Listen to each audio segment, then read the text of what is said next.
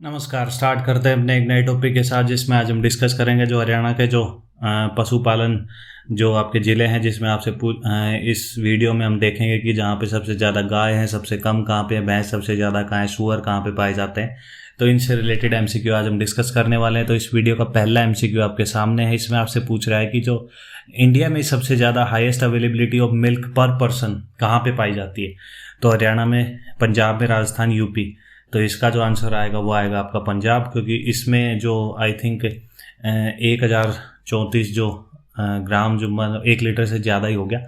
और जो आपका जो इसमें जो हरियाणा में जो औसत है वो 877 है। तो ये डेटा आपको हरियाणा से रिलेटेड याद रखना है। पंजाब आपका पहले नंबर पर है।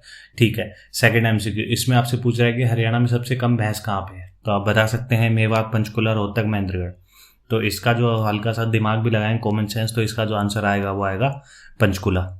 तो ये आपको याद रखने हैं। ठीक है। और वैसे यदि पूछे जाए कि ओवरऑल पॉपुलेशन मवेशियों की, तो वो आएगा आपका हिसार सबसे ज़्यादा। और स्पेशली भैंस के लिए ये पूछा जाए कि मुर्रा नस्ल की भैंस सबसे ज़्यादा कहाँ पाई जाती हैं, तो आपको जाना है जींद पे। इसलिए जींद को क्या बोलते हैं, इसलिए इसको दुग्ध नगरी बोला जाता है। तो ये आपको एक्स्ट्रा पॉइंट कुछ याद रखने हैं। थर्ड एमसीक्यू इसमें आपसे पूछ रहा है कि हरियाणा में सबसे कम गाय कहाँ पाई जाती हैं।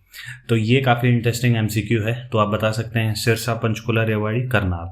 तो इसका जो आंसर आएगा वो आएगा रेवाड़ी। और ये इंटरेस्टिंग इसलिए है कि आपको पता होगा कि 1875 में जब आपके दयानंद सरस्वती जी ने जो आर्य समाज की जो स्थापना की थी, और जो पहली जो गौशाला उन्होंने ही, दयानंद सरस्वती ने 1878 में आपके रेवाड़ी में ही खोली थी। और 1880 में रेवाड़ी में जो आर्य समाज का पहला जो हरियाणा में आपका जो पहला ऑफिस जो खुला था, तो वो आपको याद रखना है। तो पहली जो जहाँ गौशाला खुली वहाँ ही गाय सबसे कम है। तो ये आपको ऐसे इस हिसाब से रिलेट करके याद रखना है।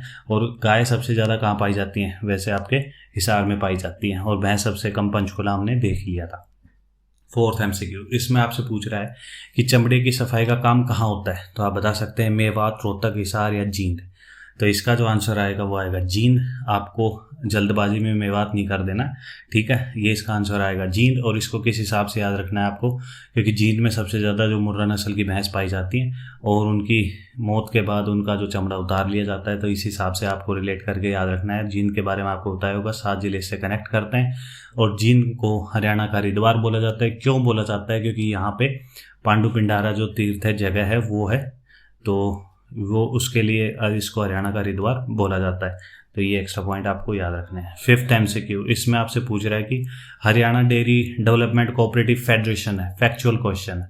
तो ये कब बना था। तो 1967, 77, 88 या 99। तो इसका जो आंसर आएगा वो आएगा 1977, क्योंकि आपको पता होगा कि जो हरियाणा 1966 में बन गया था, इसमें सीधा आपको क्या करना है, 11 जोड़ देना है, 11 सगुन जोड़ देना है एक हिसाब से। तो ये 1977 का हो जाएगा। इस हिसाब से आपको याद रखना है। सिक्स्थ एमसीक्यू इसमें आपसे पूछ रहा है कि जो जाफराबादी जो नस्ल है किसकी है। तो आप बता सकते हैं भैंस की है, बकरी की है, गाय की है, भेड़ की है। तो इसका जो आंसर आएगा वो आएगा आपका भैंस। ठीक है। और इसी को हल्का सा घुमा दिया जाए, उस्मानाबादी इसमें पूछ लिया जाए आपका, तो उस्मानाबादी जो आपकी जो नस्ल आती है वो आपकी बकरी की आती है। ठीक है। और इसके अलावा आपसे गाय की पूछी जाती हैं काफ़ी बार, तो उसमें साहिवाल की होगी, लाल सिंधी होगी, सीरी होगी या मालवी होगी। ऐसी जो अलग अलग आपको जो नस्लें ये याद रखनी है। एमसीक्यू बन सकता है आपसे। सेवन्थ एमसीक्यू इसमें पूछ रहा है कि हरियाणा का सबसे बड़ा जो कैटल फेयर है वो कहाँ पे लगता है। तो जींद में लगता है, हिसार, झज्जर, सोनीपत। वैसे इंडिया का मैं बता दूं वो सोनपुर बिहार में लगता है सबसे बड़ा। और ये कहाँ पे लगता है, तो ये इसका जो आंसर आएगा वो आएगा झज्जर। ये झज्जर को लोकेट कर पा रहे हो, जो कि दिल्ली के साथ अपनी बाउंड्री टच करता है। तो ये आपको याद रखना है। जींद से रिलेटेड हमने देख लिया था। मुर्रा भैंस सबसे ज़्यादा यहाँ पाई जाती हैं। चमड़े का काम भी यहाँ पे है। 7 जिले इससे कनेक्ट करते हैं। पांडु पिंडारा यहाँ पे हिसार से रिलेटेड, हिसार फतेहाबाद को साथ पढ़ते हैं, क्योंकि 1351 में फतेहाबाद, 1354 में हिसार फिरोज शाह तुगलक ने बसाया था। ठीक है। सोनीपत को सोनपरस्त बोलते हैं। इसके आगे भी हम जो एमसीक्यू आएंगे उसमें हम डिस्कस करेंगे इसके बारे में। 8th एमसीक्यू इसमें आपसे पूछ रहा है कि सबसे ज़्यादा शुअर कहाँ पे पाए जाते हैं। तो मेवात, सोनीपत, अम्बाला, महेंद्रगढ़। तो आप बता सकते हैं। तो इसका जो आंसर आएगा वो आएगा सोनीपत। याद कैसे रखना है, सुअर सह, ठीक है, और वैसे ही सह सोनीपत में आता है। तो एस को ऐड कर लेना। यदि पिक्स का देखोगे तो नहीं बनेगा, सुअर का देख के बन जाएगा। तो सोनीपत सुअर, तो ये आपको याद रखना है। सोनीपत को ये लोकेट कर पा रहे होंगे। और ये आपके जो दिल्ली के साथ बाउंड्री टच करता है, ठीक है। और घोड़ों के लिए आपसे पूछा जाए कि घोड़े सबसे ज़्यादा कहाँ पाए जाते हैं, वो आपके अम्बाला के कुछ एक्स्ट्रा पॉइंट आपको पता होगा कि यहाँ से जो आपका NH44 एंटर करता है, ठीक है। उसका पहले नाम था NH1, उससे पहले इसको GT रोड बोलते थे, जो कि शेरशाह सूरी ने बनवाया था। तो ये कुछ एक्स्ट्रा पॉइंट आपको ध्यान में रखने हैं। 9th MCQ, इसमें आपसे पूछ रहा है कि सबसे ज़्यादा जो पॉपुलेशन है भेड़ बकरियों की कहाँ पाई जाती है, महेंद्रगढ़, चरखी दादरी, भिवानी, हिसार, तो आप बता सकते हैं।